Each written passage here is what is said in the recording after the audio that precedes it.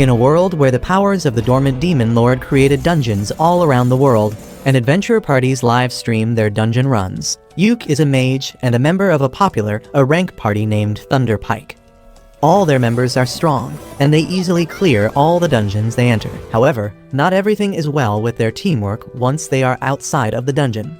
Yuke feels like he is not being paid fairly for his work, and after a successful mission, he tells his party members that he is going to quit Thunderpike.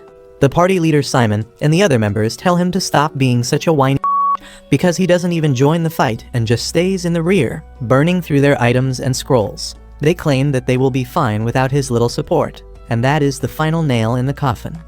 Yuke finishes his drink and then declares that he is going to quit the party forever, and they can go and shove their rank tag up their butt. The next day, Yuke goes to the Adventurer Guild to register himself as unemployed. Just as he finishes filling the form and hands it to the receptionist, a redhead hoe suddenly lunges at him and hugs him tightly. She calls him teacher, and when Yuke sees her, he recognizes her as Marina, a sword mage whom he guided before she took her adventure test. Marina thanks Yuke for helping her earlier, and he asks how things are going for her. She tells him that everything is going well, and then learns that he is on the job market right now. Marina gets really excited on hearing that, and this thirsty bitch immediately asks Yuke to join their party. Yuke goes to meet with her party members, who were also his students along with Marina. The Elf Ranger Silk and the Priestess Rain are both glad to hear that Yuke is interested in joining their party, but they ask him if he is fine joining a D-rank party that is just starting its career. Yuke tells them that he is fine with that because hustling like a rank parties is not for him anymore. He says that for difficult quests and dungeons, he used to invest a lot of money in consumable items, so he didn't earn much. But with D-rank quests, he will be able to save a ton. With that, Yuke officially joins their party, and learns that the girls were planning to complete a quest to mine some magic iron ore today. They head to the dungeon to mine the magic ore, and Yuke feels nostalgic remembering how his journey began. He tells the girls that they can easily find the magic ore on the 6th floor of the dungeon, but they tell him that they are afraid of fighting the boss monster on the 5th floor, so they'll pass. Yuke suggests they can try looking for the ore on the 4th floor first, and they head into the dungeon. Marina has brought her grandpa's walking stick along to search for traps, but that is slowing down their pace, so Yuke decides to take the lead. He shows the girls a magic lantern that can easily detect any low-level traps, and because of that, they quickly explore the dungeon. Yuke begins recalling how this was the first dungeon he visited along with his former party Thunderpike 5 years ago, and their warrior was seriously wounded by the traps. Suddenly, he senses a monster and tells the girls to get ready to fight.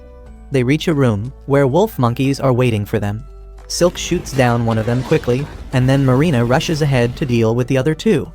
Yuke casts physical enchantment magic on her to greatly improve her abilities, and then snares the monsters to stop them. Marina easily cuts through the two monsters, and she is shocked to realize how easy it was with Yuke's magic. He tells her that he cast 3 types of enchantment spells on her at once, and everyone is impressed because doing 3 spells at once needs a lot of skill.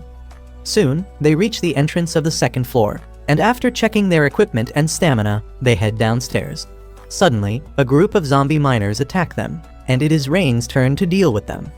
Silk and Marina try to fight against the zombies to buy time for her to finish her incantation, and Yuke casts a protective spell on everyone so that the zombies can't even come close. This gives Rain enough time to complete her spell, and she blows away all the zombies with her holy magic. Everyone starts praising her, and Yuke remarks that using holy magic on such a scale costs a lot of mana. He uses a skill called Refresh Mana on Rain to charge up her mana reserves, and she is astonished to learn that Yuke can use it. She tells her friends that it is a rare spell that only red mages like Yuke can use, and with just this spell, one can instantly be admitted to an A-rank party. They are all amazed, and Yuke tries acting down to earth by saying that he is nothing special. They walk ahead, and he keeps pouring holy water on the ground so that the zombies don't attack them after being revived. Silk thinks that it is going to be really expensive, and they don't have the budget for that, but Yuke tells her to relax because he brewed it himself. This shocks Rain because Yuke is not even a priest, but he replies that he can use the purified ashes of the zombies to make holy water using alchemy. Soon, they reach the 4th floor, and Yuke says that they can find the magic ore on this floor. But before going any deeper, he wants everyone to rebuild their stamina by eating something. For that, he pulls out a whole ass stove from his magic bag, which makes the girls excited. Yuk tells them that if they work hard, they can afford their own magic bag someday. He begins cooking egg and bacon for them, and then pulls out a magic pot that magically creates seafood soup for them. The housewife inside Rain gets wetter than the soup itself on seeing a pot that cooks food itself, and Yuk says that he found it in a high-level dungeon and it cost a lot to be repaired. After that, they start eating, and Silk notices that the food has extra mana. Yuk tells her that cooking is basically alchemy, and he put extra effort to empower them for mining the ore later. Soon, they find a giant rock lizard which has mineral ores on its back. Yuk slows it down with his magic, and then Marina uses her ultimate attack to kill it. She is really exhausted by using her ultimate just once, but Yuk replenishes her mana and tells her to keep practicing the skill. After that, they begin mining the ore on the defeated monster's back, but they need more, and Yuk suggests that they go to the 5th floor and defeat the boss to get what they want. The girls are afraid because the boss is a tough monster, but Yuk tells them that he will use his full power to help them. Once they reach the boss room on the 5th floor, Yuk tells the girls that he will fight alone to show them his skills. He then takes out a floating camera artifact to record the gameplay of the boss fight, and Marina suggests that they should livestream it cause it will be fun. Yuk decides to YOLO it, but then he asks the girls the name of their party to tell in the broadcast. They nervously tell him that they haven't thought of a name yet, but then Marina comes up with the name Clover on the spot. She says that the 3 girls are the ordinary leaves of the clover, and Yuk is the 4th and the lucky leaf.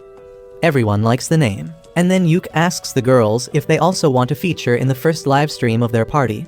They are fine just watching him, so Yuk enchants himself and then activates the live streaming mode on the camera. After that, he opens the door to the boss room and heads inside to see the giant ugly steel crab.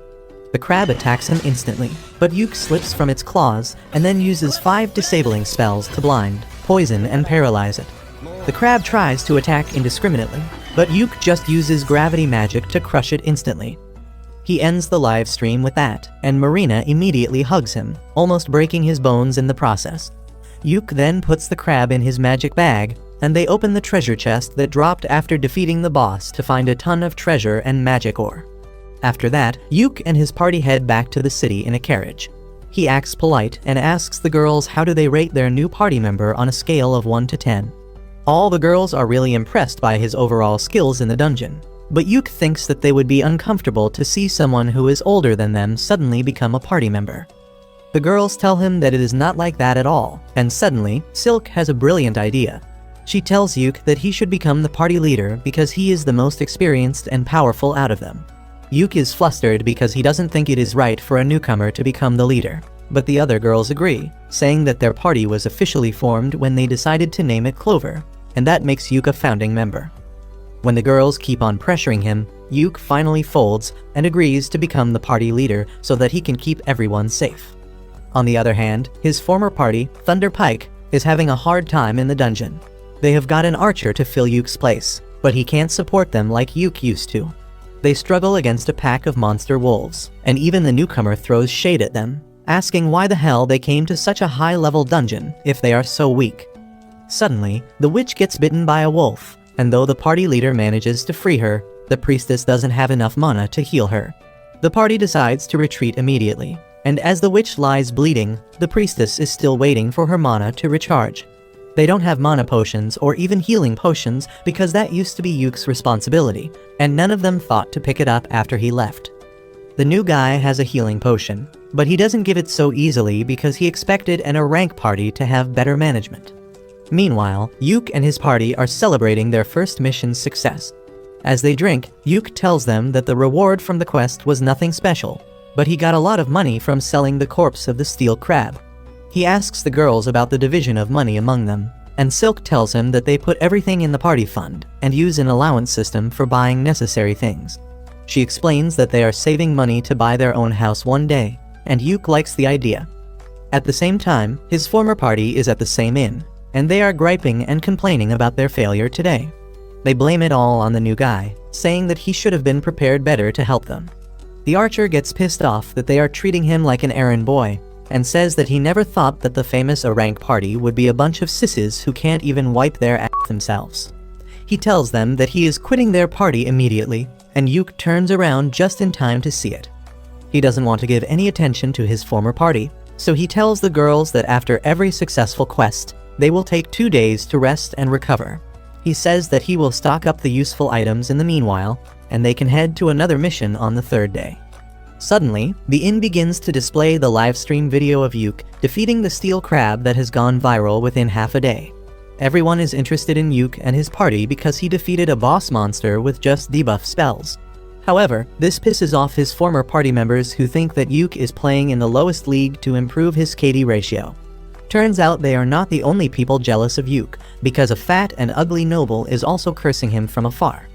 Anyway, 3 days later, Yuk reaches the guild to pick a quest that is easy enough for the girls, but gives a good reward as well, and the receptionist suggests him a C-rank quest to get magic stones from a waterfall. She says that it should be a D-rank quest, but some strange monsters are roaming around the region recently, so it has become more difficult. As Yuk is in the middle of thinking about it, the girls come running there, and they agree to take the quest without even asking about it. Only after the receptionist leaves to register the quest does Yuk get a chance to explain that they may have to face a monster during the quest. The girls still decide to take the quest to earn more points and money. Yuk tells them to get ready and meet him in 30 minutes, and then the receptionist comes with a receipt of the quest. She tells Yuk to livestream his quest fights because he has become a minor celebrity after his last livestream. He leaves the guild with that and immediately senses someone following him. He leads the stalker into a shady alley, and it turns out to be the jealous ugly noble. Yuk asks him if he has any business with him, and the noble pulls out his sword, telling him to leave Clover immediately. Yuk uses a snare spell on him discreetly, and then asks the fatty if he is out of his mind for telling the leader of the party to quit it. The fatty tells him that he found the girls first, and he will join their party to become their sugar daddy. But Yuk thinks that he is just a junkie who has had too much magic shrooms today. He refuses to leave the party and walks away, and as the noble tries to attack him, he trips on the snare spell and knocks himself out. Once Yuk joins the girls to go on the quest, they tell him that the fat incel had approached them a few days earlier, and he offered to join their party like he was helping them out. However, his skills were mid, and they decided to ignore him since he wasn't taking no for an answer. Yuk also thinks that the guy must be dumb if he can draw his sword so casually in the streets, and he decides to report him to the guild once they return. After that, Yuk brings up the topic of their quest, and says that while the quest is really simple, they may have to deal with some wild beast-type monster. The girls tell him that they have been to the area around 2 months ago, but they didn't face any monsters back then, and there were no ordinary animals around either. The second part worries Yuk, and he says that the only reason all animals run away from the forest is because of a strong monster. He tells the girls that the monster was present in the forest that time too, but they were lucky enough not to encounter it. He says that as soon as they reach the forest, he will start recording everything, and if they run into the monster, he will live stream it. It will be the best if they win, but if they lose and have to run away, he wants the video to be live so that the guild can see them and send help on time. Soon, they reach the forest and Yuk starts recording as they walk inside. He walks at the end of the group because wild beasts attack any group from behind, and tells the girls not to worry about him because he is wearing a special warlock armor that gives him very high defense stats. They reach the waterfall soon, but then Yuk senses something and immediately turns the live stream mode on. Just 1 second later, the monster terrorizing the forest comes out, and to Yuk's horror, it is a high-ranking monster called the Zarnag, which is found in the deepest level of high-ranking dungeons. Everyone panics on hearing that, and Yuk steps in front of the girls. He tells them that they need to escape immediately, because they will die if they fight against the Zarnag. He decides to stay back and stop it till the girls reach safety, and the guild sends backup. But suddenly, Marina draws her sword, telling Yuk that she isn't leaving him behind. Silk and Rain also agree with her, and they begin using their abilities to slow down the monster so that they can kill it. Yuk has no choice but to let them in on the action, so he first enchants their physical abilities. Marina rushes ahead to stop the monster while Rain chants her spell, but she gets slapped away. Yuk tries to stun the monster with lightning magic and then casts multiple debuffs on it, but despite that, it doesn't seem to slow down. Yuk realizes that it is a special monster, and he asks Marina to buy him some time so he can use a very powerful spell. Marina begins fighting against the monster, and then Silk calls the forest dryads for help and binds the monster with vines. As the two girls try their best to stall the monster, Yuk finishes chanting his tier 5 spell, Prismatic Arrow. He tells Marina to get back before he shoots it at the monster with devastating power. As the prismatic arrow hits the monster, it groans in pain, but nothing more happens. Yuk thinks that he failed to do any damage, but as the monster charges towards them, a black liquid starts coming out from all its holes. The monster seems weakened by his attack, but it is still strong enough to attack them, so Rain decides to finish it with a powerful magic attack. She uses the tier 5 spell Thunderbolt to hit the monster, but despite that, it doesn't go down. However, Yuk realizes that the monster has been stunned by the strong attacks it took, and this is the perfect chance to finish it off. He tells Marina to go ahead and kill the monster, and she dashes towards it, activating her ultimate skill just as Yuk enchants her sword to land a critical hit. The monster's head falls into the river as the sky clears, and it releases a fountain of blood.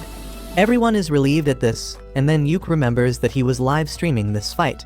He thanks all the viewers for watching the fight till the end, and then ends the stream.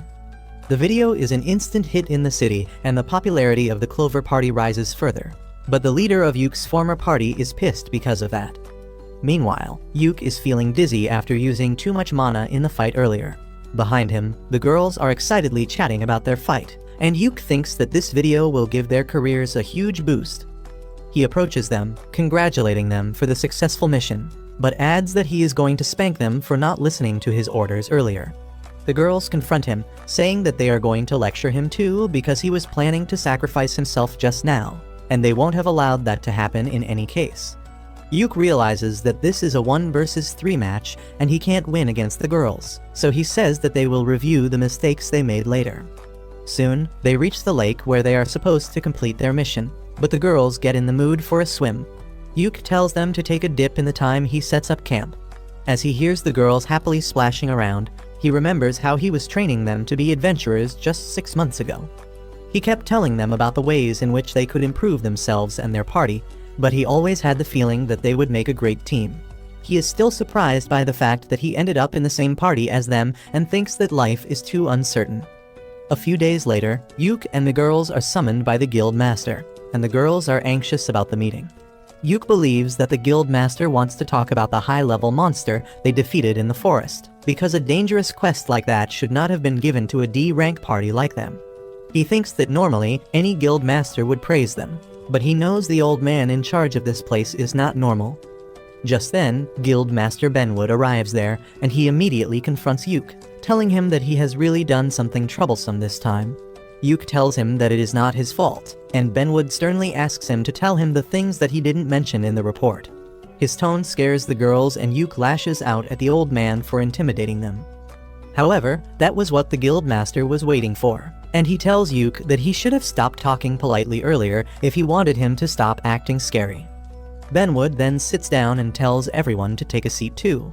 He asks Yuk to answer his question now, and tell him what he thinks about the monster that he encountered in the forest. Yuk tells him that the signs point to it being an overflow, but not the one you will find on Anime.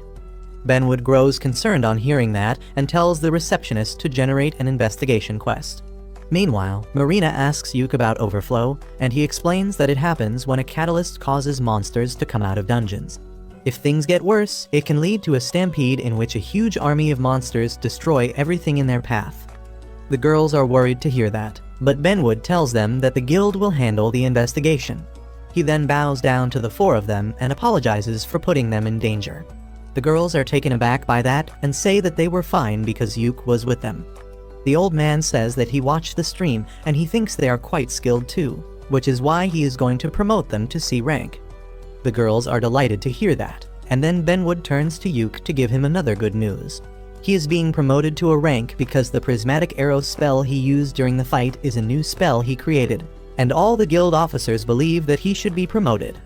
Yuk can't even process what is happening, but Benwood brings out the promotion documents and tells him to sign it. Later, Yuk and the girls go to the guild inn to celebrate their promotion. Yuk hands over the earnings from the mission to Silk, who finds that the amount is much more than she expected. She stacks the gold coins to count them, and at the bottom of the pouch, Benwood has left a platinum coin as an apology. The girls are excited to see the platinum coin, and then Silk says that after adding today's earnings, they have enough money to buy their own base. They begin drinking and eating to celebrate this special occasion. And then Rain asks Yuke about his